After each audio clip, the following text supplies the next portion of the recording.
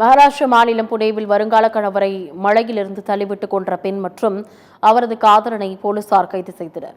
புனேவில் உள்ள ககுஞ்சே பகுதியைச் சேர்ந்தவர் கேத்தன் விஷால் அகர்வால்.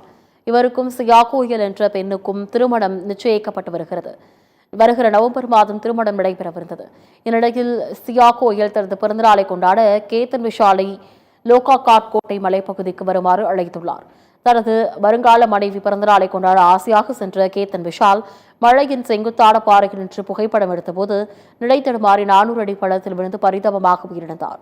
இந்த சம்பவம் குறித்து வழக்கு பதிவு செய்த போலீசார் விசாரணை நடத்தியதில் பல திடுக்கிடும் தகவல்கள் வெளியாகின.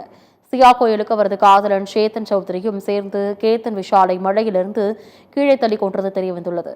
சியா கோயலுக்கு கேத்தன் விஷாலை திருமணம் செய்து கொள்ள விருப்பமில்லை. இதனால் அவர் தனது காதலுக்கு இடையூறாக இருப்பதாக கருதி கேத்தன் விஷாலை கொலை செய்துள்ளார். இந்த கொடூர கொலைக்கு செய்த சியா கோயல் மற்றும் அவரது காதலன் சேத்தன் சௌத்ரியை போலீசார் கைது செய்தனர்.